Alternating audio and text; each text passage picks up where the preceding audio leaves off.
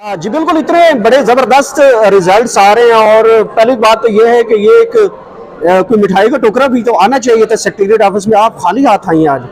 मिठाई का एक टोकरा नहीं आएगा, मिठाई के इंशाल्लाह 7 टोकरे आएंगे जिस वक्त इंशाल्लाह हमारे चेयरमैन का रिज़ल्ट आएगा। और ये रिज़ल्ट मैं आपको बताती चलूँ कि पाकिस्तान की नई हिस्ट्री बनने जा रही है।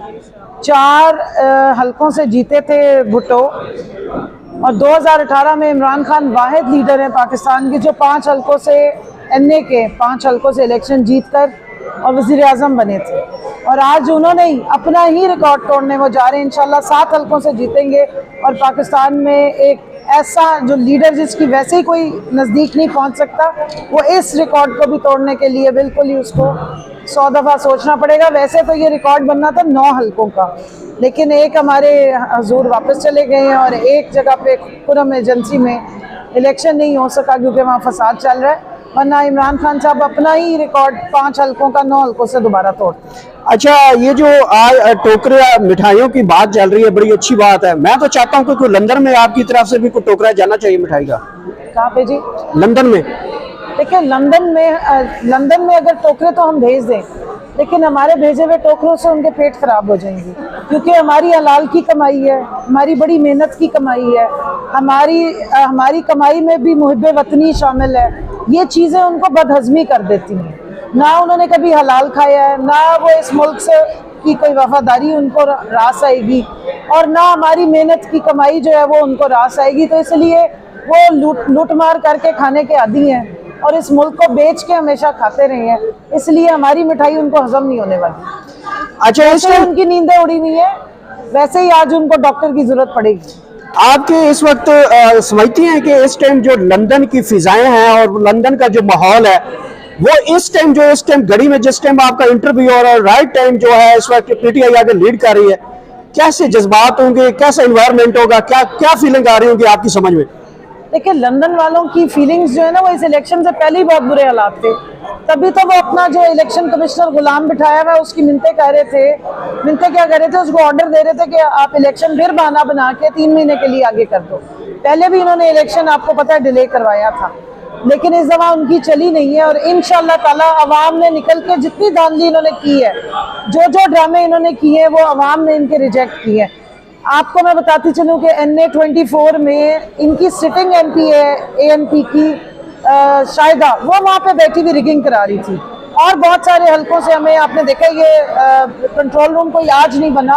पिछले 15 दिन से विमेन विंग की खवातीन ना सिर्फ ये कि फील्ड में है, बल्कि यहाँ पर फरागा साहिबा हैं, हमारी आबदा राजा साहिबा थी और जो MP है सबरीना जावेद साहिब हैं, हमारी फरिया इफ्तिखार साहिब हैं, हमारी पूरी टीम देखें सेंटर की विमेन विंग की जो यहाँ रोज़ाना बैठ रही हैं और रोज़ाना वो यहाँ से अपनी जो हमारी फील्ड में टीम है वो डेटा भेजती थी और उसको प्रोसेस करी थी। सो जो आज धांधली हुई है उसके हमारे पास रिकॉर्ड मौजूद है। हमने गुलाम इलेक्शन कमीशन को इत्माम हुज्जत के लिए फिर भी एप्लीकेशंस डाली, लेकिन आवाम का समंदर इंशाल्लाह ताला इनको बहा के ले जाए। अच्छा, कबल शोसफ साहिबा, मुल्तान में भी सब पीछे है, ननकाना में भी पीछे है, क्या वजह है? बाकी हर जगह आगे है, मुल्तान और ननकाना में मौरूसी सियासत की वजह से तो कहीं ये लोगों ने अदम एतमाद के इज़हार तो खान साहब पर नहीं किया। देखिए, PP7 का इलेक्शन आपको याद होगा, आधी रात को रिजल्ट बदले गए थे।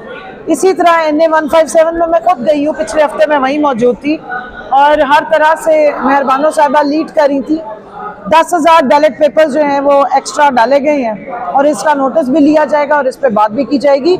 जहाँ तक हम मौरूसियत की बात करें, मेहरबानो साहिबा कोई रिजर्व सीट पे नहीं आ रही, वो इलेक्शन कंटेस्ट कर रही हैं और पाकिस्तान का सबसे बड़ा हलका है, अगर आप चेक करें वो ख़त्म ही नहीं होके देता। ये मेरी MPs जो है ये साथ गई थी, हमने रूरल एरिया में जाके वहाँ कैंपेन की। आप यकीन माने कि मुल्तान से कितना ही बाहर चले जाओ तब तक NA 157 ही चल रहा होता है। सो उन्होंने भरपूर कैंपेन की है, लेकिन उनका वास्ता भी तो आगे माफिया से है ना, वो कोई छोटे गिलानीस तो मतलब कोई आम लोग तो है नहीं, धांधलियों के पैदावार हैं और धांधली उनको पता है कि कैसे करना। अच्छा कमल साहिबा, ये भी इल्जाम है कि आप लोग जब जीते हैं तो कहते हैं सब ठीक है, कोई धांधली नहीं हुई, जब हार जाते हैं धांधली के इल्जाम लगाते हैं। तो आज अगर आप लोग हार जाते हैं तो क्या चैलेंज करेंगे फैसलों को या फिर खान साहब लॉन्ग मार्च की कॉल दे देंगे? देखिए जी, हम मरियम नवाज नहीं है कि जीत जाएं तो कहेंगे जी सब कुछ ठीक है और हार जाएं तो कहें धांधली हुई है। 17 जुलाई को जो इलेक्शन हुआ उससे पहले भी हमने सारी धांधली के रिकॉर्ड्स जो है वो जमा कराए। वो तो अवाम का टर्नआउट ज्यादा था, इनकी उम्मीदों से ज्यादा वो बैलेट पेपर नहीं पूरे कर सके। इस दफा इन्होंने एडवांस में 10-10 हज़ार बैलेट पेपर छपवाए हुए थे, क्योंकि लास्ट टाइम इन्हें पता था कि अवाम निकल के आई है और पाकिस्तान में रिकॉर्ड टूटा था। 53% टर्नआउट कभी हुआ ही नहीं था। लेकिन क्योंकि ये धांधली मास्टर हैं और हम अवाम को निकालने के मास्टर हैं, तो देखते हैं आज क्या होता है। इलेक्शन कमीशन वैसे ही बिका हुआ है, इस पे तो नो कॉन्फिडेंस डे 1 से है। 9 अप्रैल को जब हमारा वोट ऑफ नो कॉन्फिडेंस के बाद हम निकले थे असेंबलियों से, तब से हम बता रहे हैं इस शख्स ने, जो इलेक्शन कमिश्नर है, इसने गुलामी का हक अदा कर दिया पीडीएम। अच्छा, लॉन्ग मार्च के हवाले से क्या एक्सपेक्टेशंस है? क्योंकि आप लोगों को भी नहीं पता, खान साहब ने कहा ये मुझे पता है जस्ट, तो क्या लग रहा है खान साहब किस चीज़ का इंतजार कर रहे थे? क्या 16 अक्टूबर का इंतजार कर रहे थे और जब इलेक्शन हो जाएंगे, नताज आ जाएंगे, रात के ऐलान कर सकते हैं? क्या एक्सपेक्टेड है? खान साहब ना रात के 12 बजे ऐलान करें या रात के 2 बजे ऐलान करें, जिस वक्त वो ऐलान करेंगे आप सरप्राइज सबको मिलेगा इंशाल्लाह ताला। तो हमारी टीम भी तैयार है, हम सब तैयार हैं, बिलखसूस विमेन विंग हमेशा की तरह तैयार है।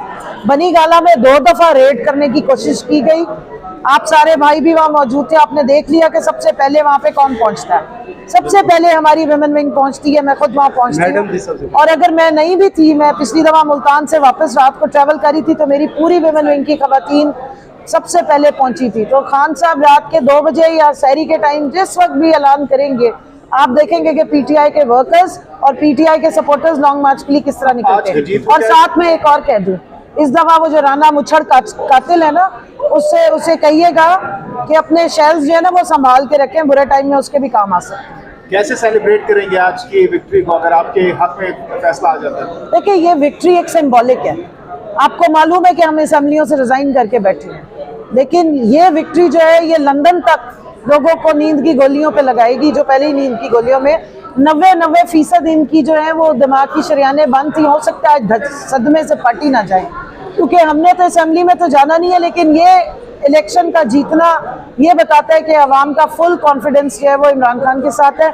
सेलिब्रेशन इंशाल्लाह अल्लाह के हजूर शुक्राने के नफिल अदा करेंगे और गरीबों में खाना बांटेंगे। मैम, कुछ लोग चाहते हैं कि आप लॉन्ग मार्च करें और वो अपना मकासद हासिल करें हुकूमत पर प्रेशर डालकर, क्योंकि नवंबर का महीना एक तैनाती होनी है, तो इनका फ़ायदा कहीं उनको ना हो जाए।